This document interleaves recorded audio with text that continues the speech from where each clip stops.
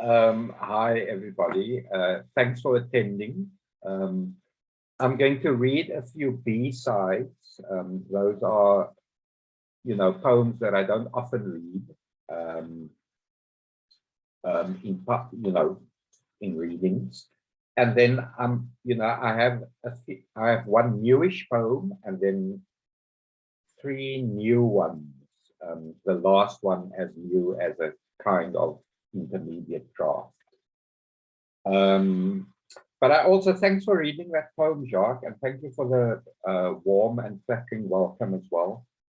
I'm also quite happy to be here because I haven't really been on the circuit for some time. So, and yeah. I'm also going to start off with a poem by another poet, and as I always say, it's a way of paying one's temple taxes. And for some of you, it will be unsurprising that I turn to Derek Walcott to pay my temple taxes. And the poem I'd like to read from Derek Walcott is Codicil, from his volume The Castaway, 1965. Codicil. Schizophrenic, wrenched by two styles, one a hack's hired prose, I earn my exile. I trudge the sickle, moonlit beach for miles, tan, burn to slough off this love of ocean that's self-love. To change your language, you must change your life. I cannot right old wrong. Waves tire of horizon and return. Gulls screech with rusty tongues above the beached, rotting pirogue. They were a venomous beak cloud at Charlottesville. Once I thought love of country was enough. Now, even if I chose, there's no room at the trough. I watch the best minds root like dogs for scraps of favor. I'm nearing middle age. Burnt skin peels from my hand like paper, onion thin, like Peer Gynt's riddle. At heart, there's nothing, not the dread of death. I know too many dead. They're all familiar, all in character, even how they died. On fire, the flesh no longer fears that furnace mouth of earth, that kiln or ash pit of the sun, nor this clouding, unclouding sickle moon, whitening the speech again like a blank page. All its indifference is a different rage. Derek Walcott. Autobiography. First, of course, the birth. Soon after, the milk of language, its minerals strengthening the bones and teeth.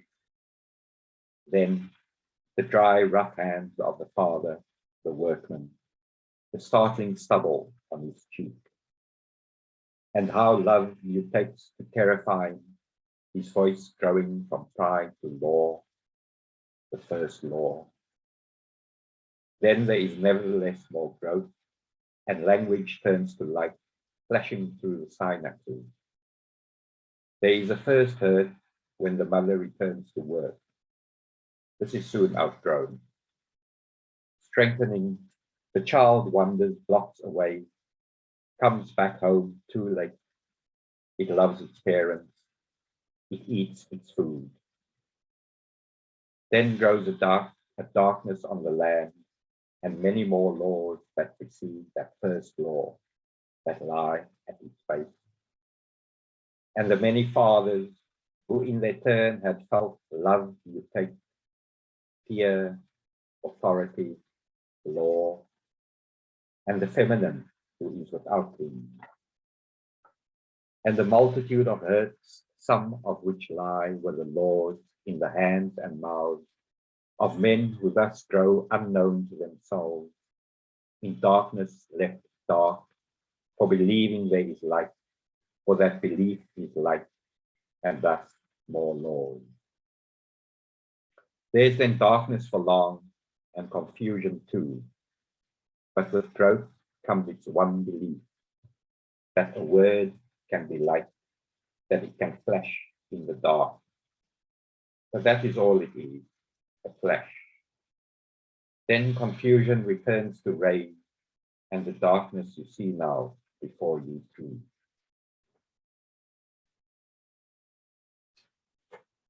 This is a very old poem, the next one I'm going to read. Excuse me, but you know. It's called We Were Moving Northwards. We were moving northwards out into a sprawl of black rock while other epics lay crumpled. Things down south were bad, all talking, belching refugees, and songs of prowess drawn from wells dug from rock. So we lost our grip time and again, saw our pleasures fade in a cold northern dawn. Our worlds crumbled. Flowers shivered in the gaze of reptiles, and we pushed on. Our clothes clung, our skins taut, and the further north we moved, the lighter we became. The smell of angels and rock, dust and aloe, moonlight, these were the smells we now knew. Free from the questions of our past, we could move faster, shaking dust into another dawn, brushing hats and coats. Free from dust, we moved, always northward, always. Our hands down, swinging to a new rhythm, our hair flames to God, those who would stay with us. In a gully, we came upon a scene born through the ages and which we thought we had left behind. We closed our eyes and prayed, knees sunk into the soft sand, our ears trembling like bats, our lives translucent geckos with irregular pulse. But after the ceremony, after the rituals were done, we could do nothing but push on northward. At dusk of another day, our heads were heavy. Overripe fruit, chapped lips, hungry hearts, and thirsty hands, and we fell to treachery, clasping knives in unknown ways. Sorry, I think I may have just had a little bit of an accident here. Can I just take a 2-minute break? Okay, a 2-second break, sorry. Sorry, no, a glass just exploded with a candle in it. But everything is fine, everything is fine. Don't send the fire brigade. Sorry, I messed up that last stanza, but I'm just gonna reread that last stanza. At dusk of another day, our heads were heavy. Overripe fruit, chapped lips, hungry hearts and thirsty hands, and we fell to treachery, clasping knives in unknown ways.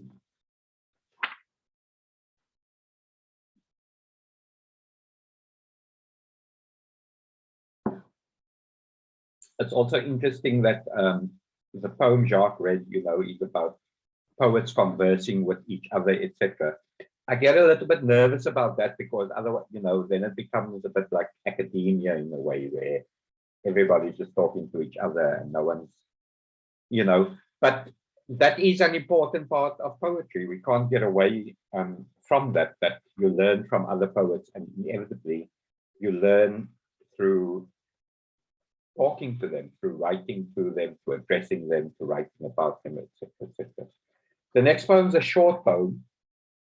It's called Reading Heaney's Nervus, and it's based on a short poem by Seamus Heaney called Nervus, which is only 4 lines long. And I thought I'd read the Heaney poem first, just so that you can get an idea of what I'm responding to. And it's all really about Seamus Heaney's aesthetics, but in this specific poem, what I'm responding to is the absence of the finite verb in the poem. So just listen to the weirdness of the poem. Nerthus by Seamus Heaney. For beauty, say an ash fork staked in peat, its long grains gathering to the gouged split. A seasoned, unsleeved taker of the weather, where Kesh and Lonin finger out to heather. No final verb. Reading Heaney's Nerthus. Afternoon sun of Ohio's August daubs the classroom with early rust. 8 of us bristle, apprentice to nail the world to its sentence. Poet's poet, our teacher hands us a copy each of Heaney's Nerthus. A chill creeps in me as she reads. From Heaney soil, that concrete dark, an unseen ash fork staked in bog, my first portent of winter north. We have all heard the name, but not Heaney's great chain of birds. We stall and do not fathom the quiet mesh of Kesh and Lonin, that lull and push of middle voice, that verb say, the long grain never static of the poem non-finite aesthetic.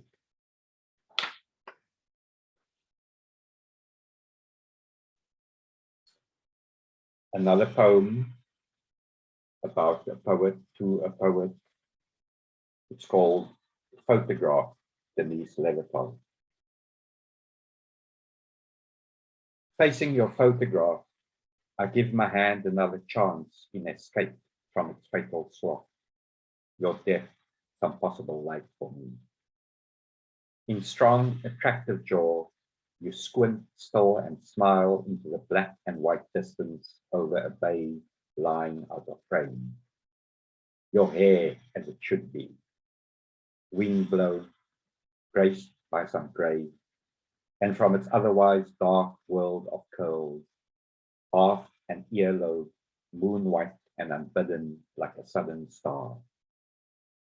Propped by your turtleneck half unfurled like a prow at your chin, you could be Helen, but no, you are not dead, and here now, alive and marine at my table, as behind you hulks unformed still some American mountain, clouds roiling, the beginnings once again God of some universe.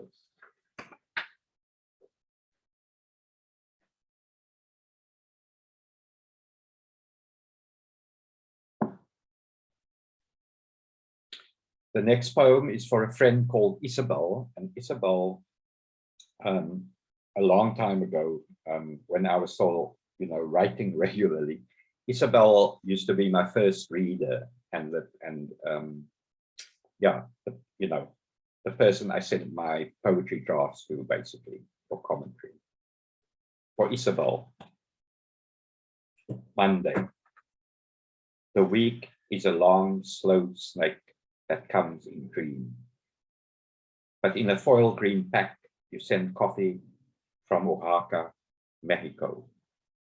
100% Arabica, tipo espresso. With it, a postcard.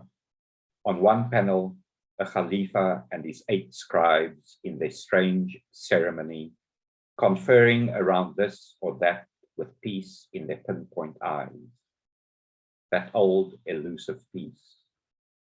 I imagine their slender fingers, dry and clean, the neat clipped nails of the holy, and the blue robes, red robes, the slender, dry bodies of men who summon God, who make him to inhabit each heavy downstroke of an oily brush.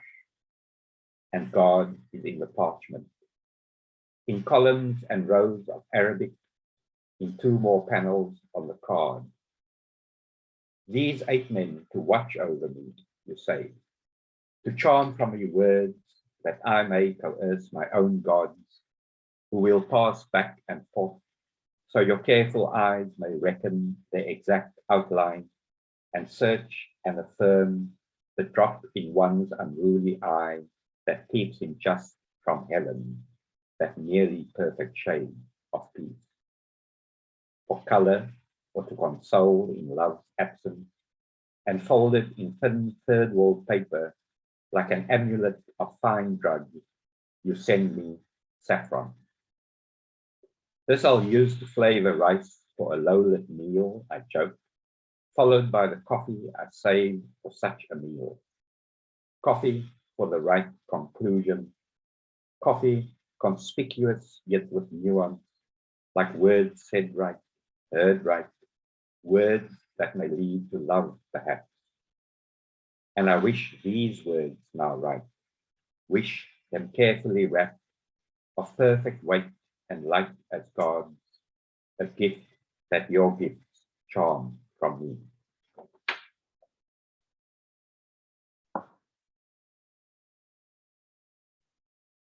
A longish poem. Try not to breathe. It has an epigraph from the REM song, Try Not to Breathe. The epigraph reads, I will try not to burden you. I can hold these inside. I will hold my breath until the shivers subside. Just look in my eyes. I wish I could, just kind of mimic Michael Stipe's voice and actually sing that epigraph, but I'm a terrible singer, so try not to breathe. Your love of country is not the love for abstractions, family, or the careless rhetoric of home. Your love is the love of things that will not be your own.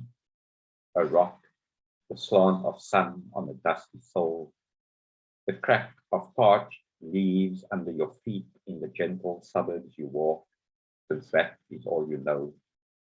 Bleached hibiscus, bleached bougainvillea, and the dog too old and hot to bark.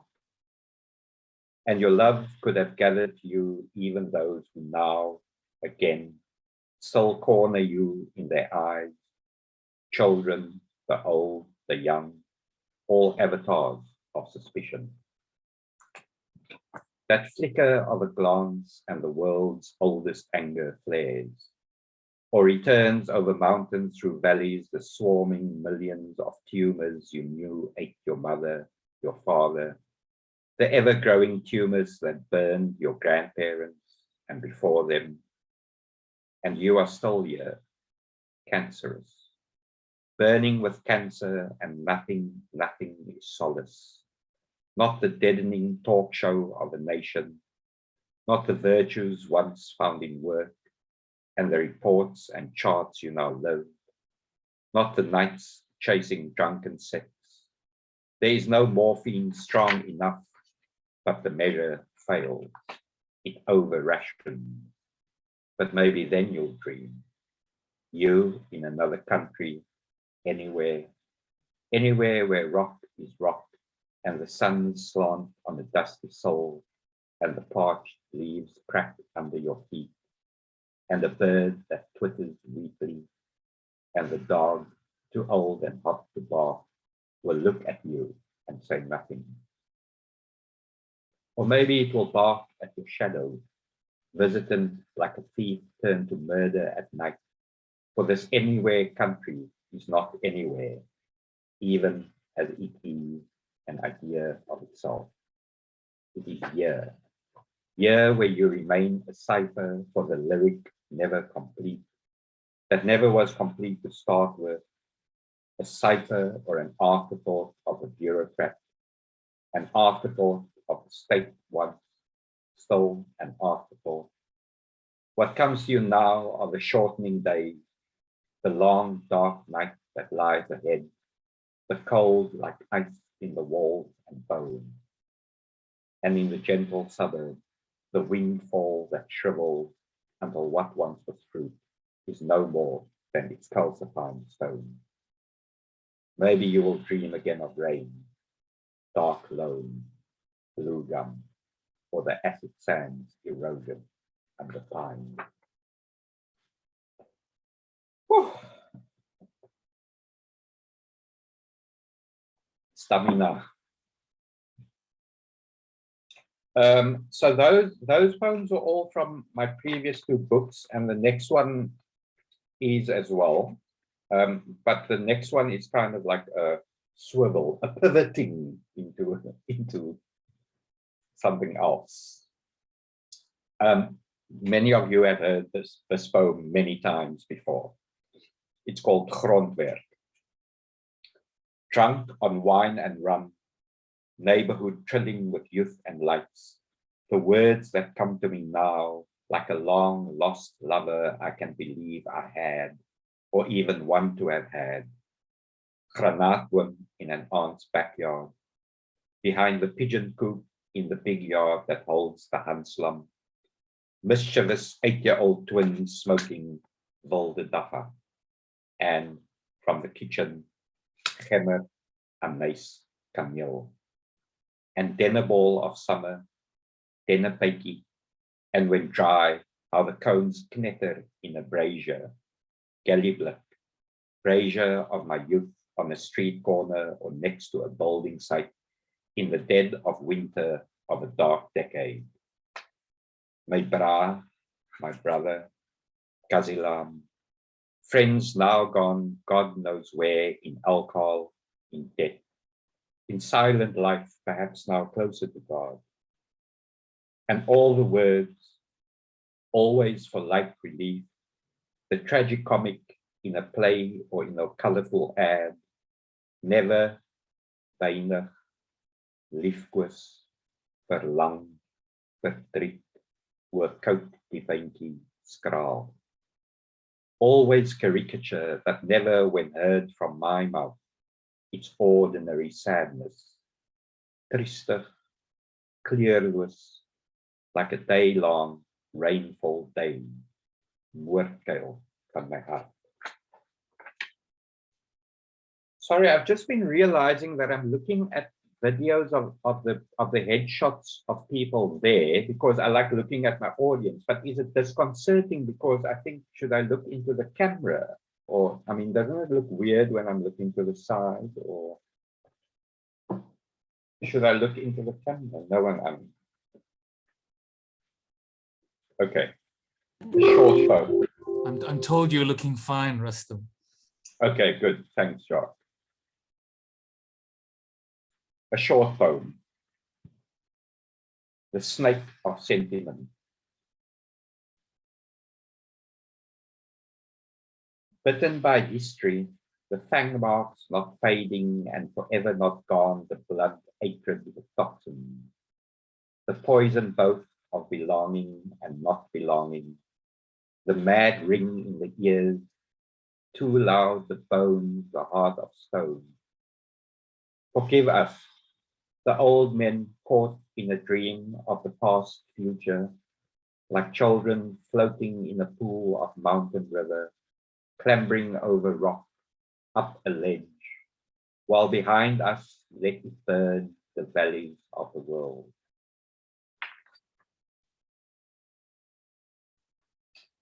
The next poem was published in the JRB, I think 3 years ago or so. So, you know, in my long view of history, that's a relatively new poem, a fresh poem. It's called Miro Miro. And, you know, when you look at Juan Miro, the Spanish artist from the early 20th century, early to mid, when you look at his paintings, they don't make sense, but they also make a kind of sense. So I tried to write a poem that doesn't make sense, but also kind of makes sense. So it's, you know, it's different from my normal syntactically quite standard lines, etc. It's just words on a page. It's called Miro Miro. In flight, sudden, a something flicker of wild hair on a footpath, looked a bird in the head, a gull circling the clock tower, our time has come. Rat in the morning, the leaf-strewn gutter along the dry drain, the sewage runs, scurries, scrapes its belly, the dead sundial, cloud shift, no shape but meaning. A sudden flutter, look, a bird, steel eye, the cosmos green, and inside orange, the field out in a dream of sheep, adequate knives, smell of ink at dawn, the squeal, a stuck pig drawn, split, broke, open night, bread and salt making crumbs, blackbird in the head, the mawkish eye. The ladder you ask, look, the ladder, in your heart a hungry landscape grown from an ecstatic gene, chromosome, the madness of the age, crosshatched in ochre, one line from our origin, terrified against the curve of God, now void, death's dominion, unsayable, the termite-eaten Christ, the sudden maddened prophet, bird, red eye, half moon in the dusk, darkening, awkward bird, where once the heartbeat sparks from dream. Out of mud from brown, the peasant, red farmer, hat washed from blue, trodden under from first become factory worker, the glories of someone else's prophet, of the future bright, remaindered. Now the long declension of the sun, red, harden the time, harden horizon closing, on the shore waiting, wailing, the people in frozen vein, stones of regret in the chest, starved on a beach, albatrossed by a pile of excrement, weighed down, worn down, condemned on its bellyful of plastic, pearls of our invention, hope undone, pilgrims chattering over paint spots left on the floor, left outside the noise of industry, trucks, cars, a highway labyrinth through flicker the million cameras, no more the dream of ordinary things, of a cup of water in a pair of grateful hands, sudden bird, clear-eyed child, it won't return the love, the land, the orange rotting on the tree, the long forgotten blue of plenitude.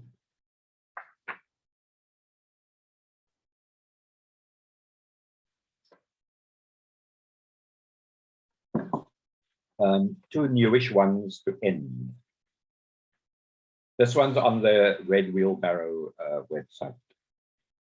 It's been revised. Self-portrait in crow. Again mingers behind me somewhere at full stomp, moaning, oh Lord, moaning out loud, oh Lord. Me in the kitchen, hands spread to smooth down spices for roasting. I'm a piano man, burning in my mind. And I time it without time on a clock somewhere behind me. I've forgotten to check, frozen just short of 3 minutes, and for that flash of the eternal, for that flush of no time, for once, believe me, I swear, for that flush of no time, when I am people of people, orang and watu, when I am Batu, Banu, Abantu, floating free from that crow squat on my shoulders, claws hooked into the trapezius, beak buried in the neck, drilling down to the medulla, retching, regurgitating, poisoning with the food of the gods, the emesis of power, the poisons of nation and race.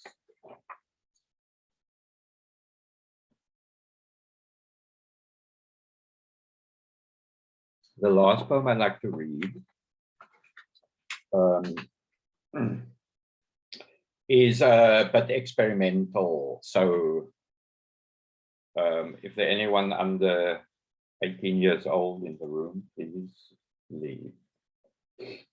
It's experimental in, you'll find out. The poem is called Moedertang, which is the title of an essay I wrote many years ago about the tension between English and Afrikaans in my own life, and, you know, as kind of representative of a certain kind of generation and demographic of South African, if I can put it like that. So this is now a poem which uses the same title, Moedertang. So there's a lot of Afrikaans in it, and I didn't have time to translate the Afrikaans or, and it starts off with the first three quarters of an old Tertius poem, Tarantaal. I mean, I don't know how many people might remember it from school. Jacques knows, I know Jacques knows it. The poem is called Moedertang, and it's for a lifelong friend, classmate, all of those things, for Gali. The Tertius poem as epigraph. Die krywawiel se skreeugeluid kerm hy droefgeestig uit, terwyl die skemering vinnig daal, die Tarantaal. Hy soek, en dit is ook al laat, vir hom 'n kameraad om in 'n boom die eensaamheid en nag te sluit. Saam sal hul in 'n blinkblaarboom, half slaap, half waak, half droom, en by die nadering van verderf alleen moet sterf. 1.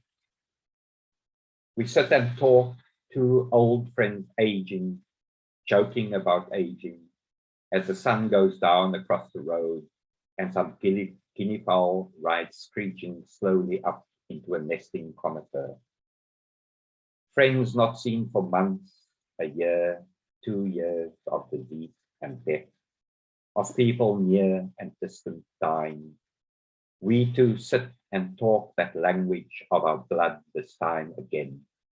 Words found and made, reformed and found again, in that old instant in the wind, where find we two old friends, the screech, screech, squeak, squeak of two old wheelbarrows, maudlin grey between love and scorn. Die krywawiel se skreeugeluid kerm ons droefgeestig uit. 2. Who are you? You who grew up and into a language as it itself grew in you until you were and always was also it. The body making love and it returning love. A language fucking you until tongue fucking loop en my julle mekaar tot al twee sopnat is. Who are you to make claim at all to how it was and is and should be understood? The love child of tongue and word and the heterodox, and also too and always all the tradition of your rural mouth, your semi-rural, peri-urban bouillon mouth. Ja, op my tong val dit anders, diep gelek van armpit tot lies, vars sweet soet soos hooi, die oorskulp lobbe langs, die tong se binne krulletjies in die hart van die oor, die nek se holte, skouerblad, sleutelbeen, bors en ribbekas, die tong se val binne in sy groef van leed en wit en donker, die breitenboggel en die wonderbom, wat uit die tong se stoep hier kom staan blom. Part 3.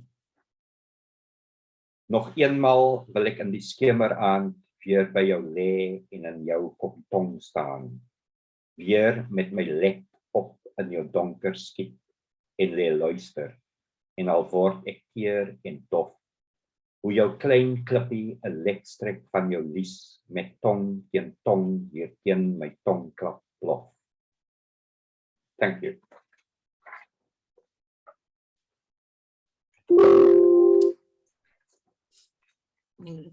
Rustum, thank you so much for that. Wow. Can we unmute, please, and give a hand of applause? Thank you, Peter. Thank you. That was astonishing. I'm just slightly at a loss for words for a moment. But would anyone like to ask a question? Melissa, would you like to have a look, see if there are Yeah. any hands in the room? Anybody who wants to say anything, you can put a hand up or unmute yourself and just start speaking. Quite a lot of quotes in the written thing on the. Ed, you're going to kick us off. Thank you. Hey, Melissa. Hey. Hi, everyone. Rustum, unfortunately, I only got from Isabel onwards, but yeah, a privilege to hear you as always, thought-provoking and far-reaching, powerful poems. I wondered briefly when you sent Self-Portrait in Crow, if there's any conversation with Philip Larkin and what does he say again? The toad work that squats in my life. I don't know if there's any conversation or any echo with that poem. No, actually not. I mean, I don't actually know that much Philip Larkin poetry. You know, I know the, I don't know, the 3 or 2 that I studied in university was never, you know. Yeah, but I should look at it. It's called The Toad. It's called Toads, I think. Plural. Toads, And, It's called Toad. Yes, Toads, yes. Oh, yes. and Yes, the one yes, line it is was 6 something to do with it. 6 days of the week it soils with its sickening poison, and yours have a reference to poison, except it's a different kind of poison. Right. But that's, I'll just leave that there. It's just something I was curious about. Okay. Okay. Sorry, I'm just struggling to maximize the screen. Sorry. There we go. Philip Larkin, Toads. Yes, I must make a note of that. I think I have a vague memory of that poem. Yes, I remember it. Yeah. Okay. Yeah, hi. Hello, yes, Jacques Monsoon. Margaret, you're welcome to go ahead. Yes, I just, wait a minute, no. Where am I? Here we are, oh, yes, I'm unmuted, aren't I? Yeah. Now, I was interested in this northward journey. Is this an actual actually traveling north, or is it's a going towards the northern ideas? Is that right? No, well, I mean, the poem, you know, I should have said that the poem is probably 30 years old. Yes, yes. And it's a poem I, you know, scribbled on a serviette in Kuzmas many years ago when I was just starting graduate work at university. And but I mean, you know, it's completely fictional. It's completely Yes. fictional. I think I was reading a lot of South African fiction that was set on farms in the Karoo. And yes.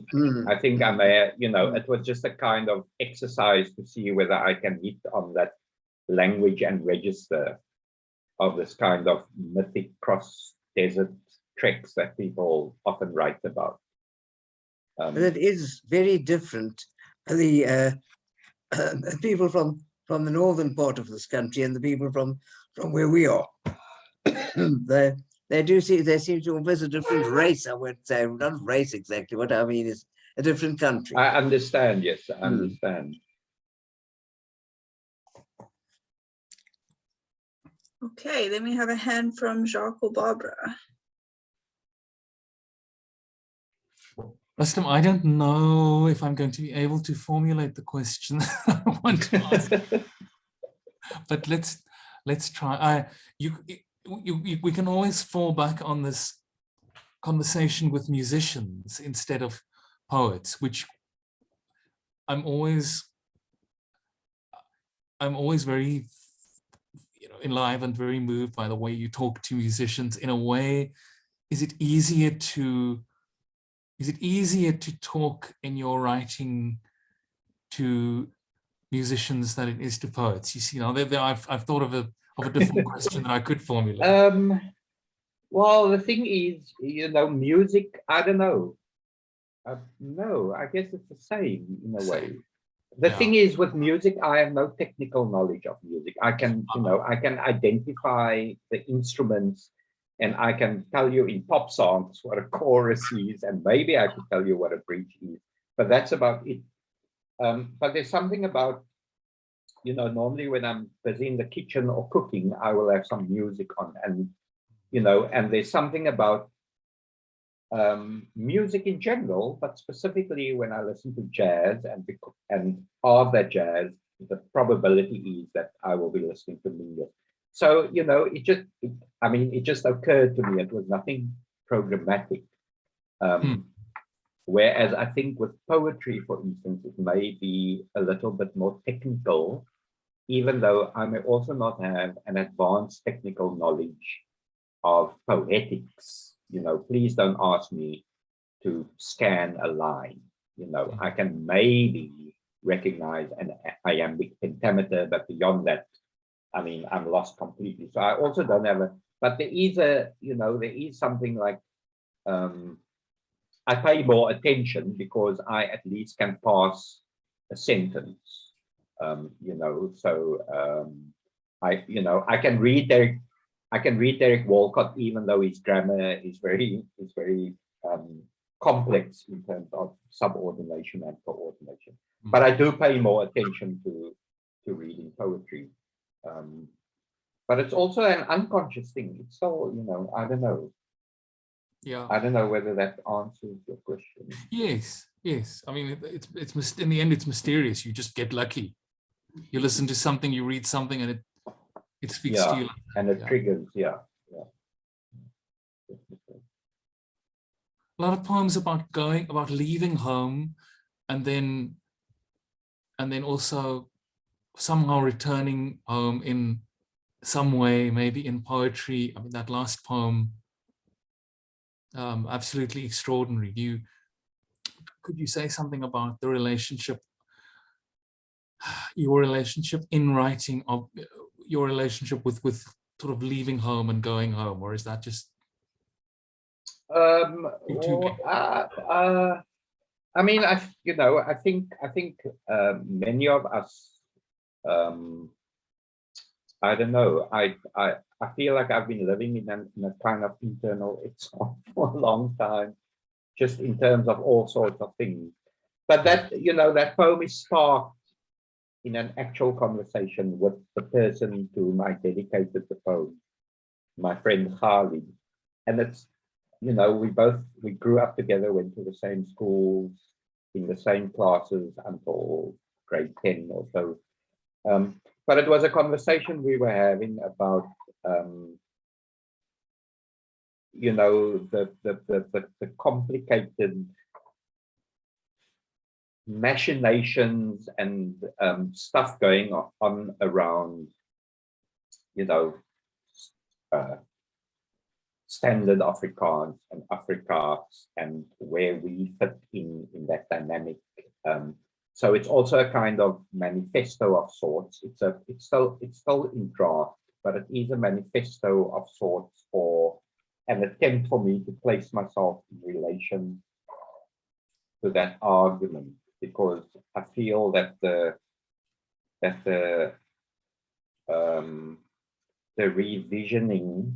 revision of,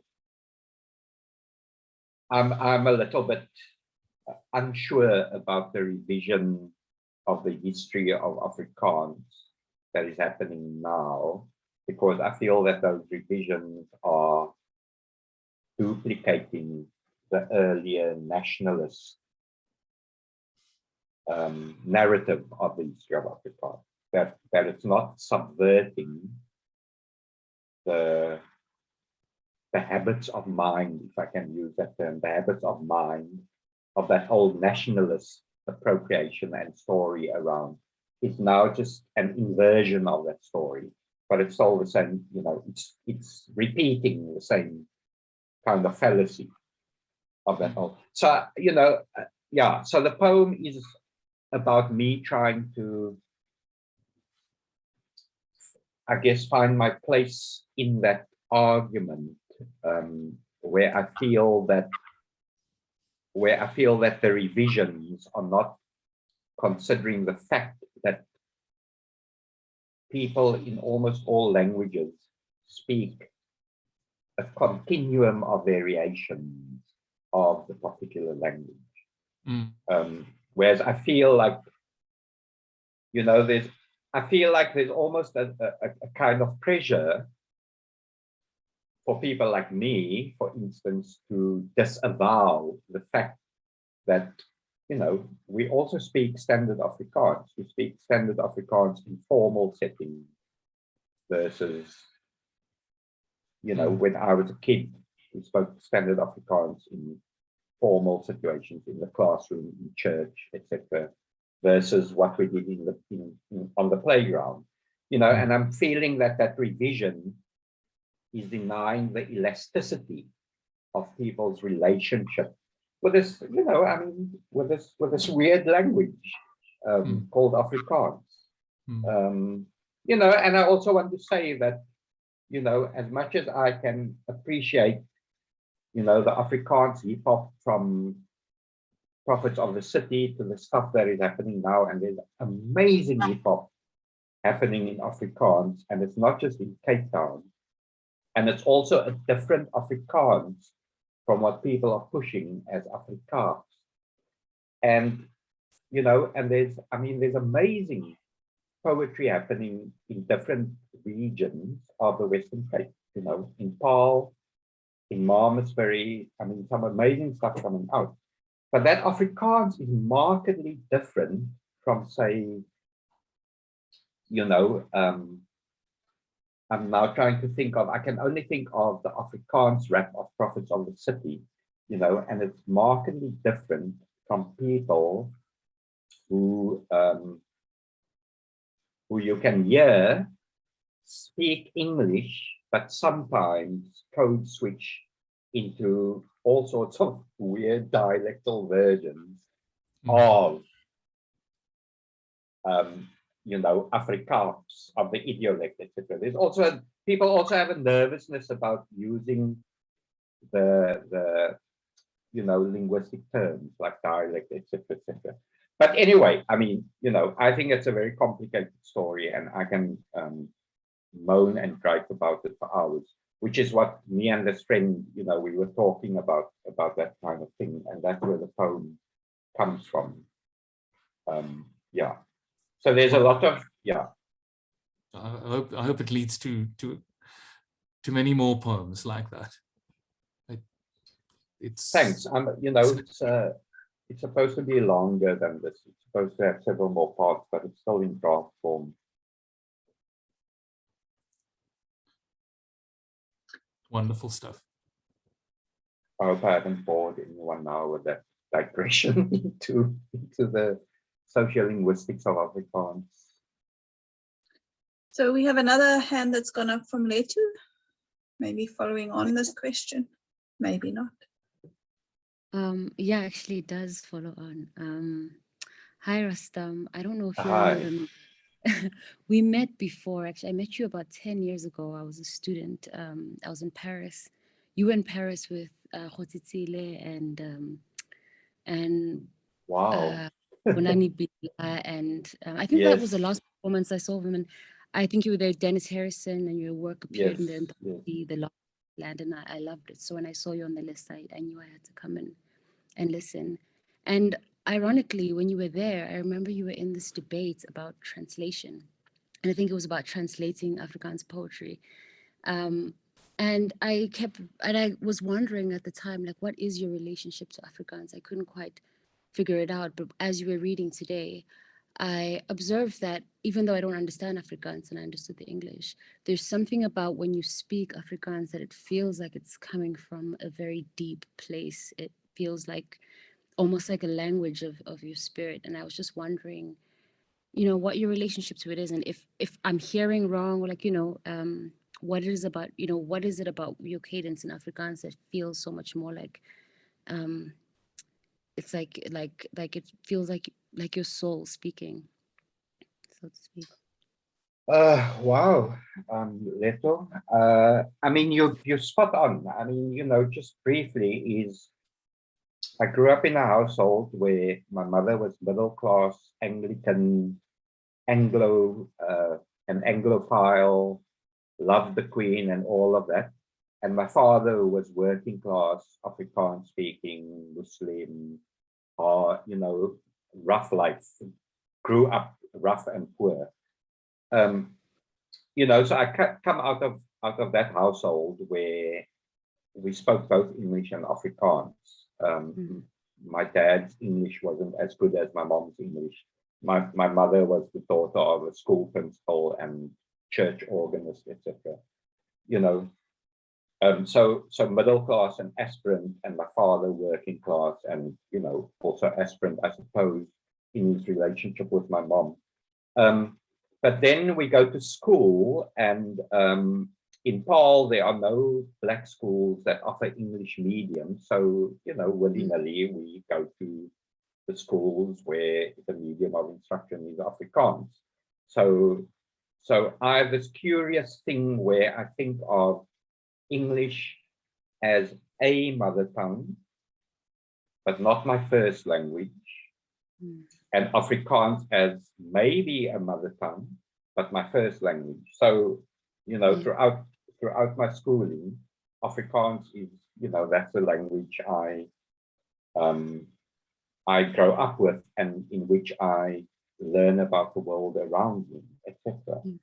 You know, then I go to the University of Cape Town, which is of course English, and so, you know, and also because of the politics and post 1969, all of those kinds of things, in a way, you know, in an English environment like UCT, you kind of suppress, repress, you know, because everybody's making jokes about, you know, the stupid Afrikaners because of apartheid, etc., etc. But they're also making jokes about the language, which is, you know, it's the language I grew up in. So that's a little bit difficult to deal with, is where I'm, you know, I'm disavowing this language, which is at the same time the language of my friendships, because when I go back home to Paarl, you know, we speak Afrikaans, and I speak Afrikaans mostly with my parents, etc. So there's a weird psychic thing going on about, I've tried writing in Afrikaans seriously, but it's not until now, I think, and I don't know whether I can call this, you know, successful, because I think there's a lot of old stuff going on there that readers, you know, readers my age and older, or Afrikaans readers, will probably pick up and, you know, probably arch their brows or something. But yeah, it is a, you know, so, but also because I, you know, I idolize Derek Walcott, and he's done some poems where, because he was accused of ignoring dialectal versions of the Caribbean Creole, of trying to be white, basically, because he was writing, you know, in iambic pentameter, etc., etc. And then he starts writing poetry where he fuses Creole rhythms and vocabulary, and even French Creole, because he grew up on St. Lucia, which is majority French Creole speaking. You know, so that's also something that I'm always trying, but I always feel that the Germanicness of Afrikaans is too hard for the, you know, the heavy Romance influences in English to successfully pull that off. But so yeah, I am trying to give voice to that weird linguistic situation between English and Afrikaans.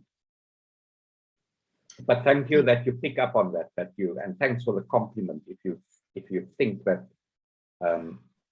you know, that there is at least a ring of authenticity in my Afrikaans. Yeah, no, it definitely resonates.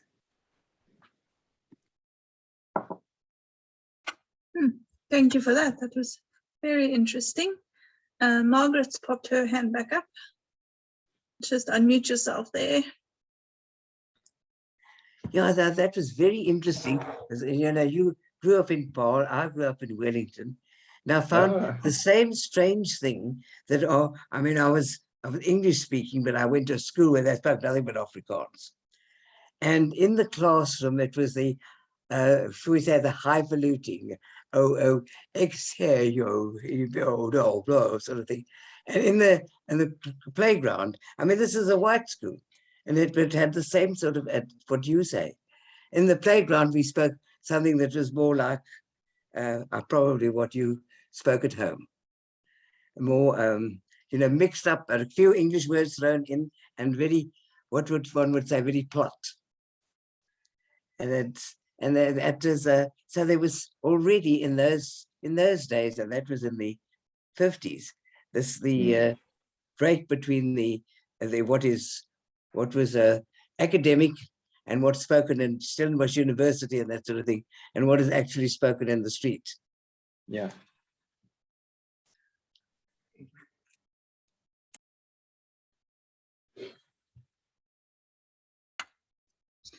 Any other comments or questions for Rustum?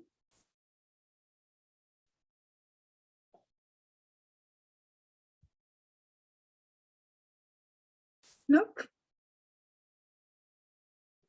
Looks like we've emptied the room of questions. So then I think that means that we're going to wrap up this part of the evening. Thank you so much for your poems and your answers and openness. Thank you, and thank you for people joining and listening in.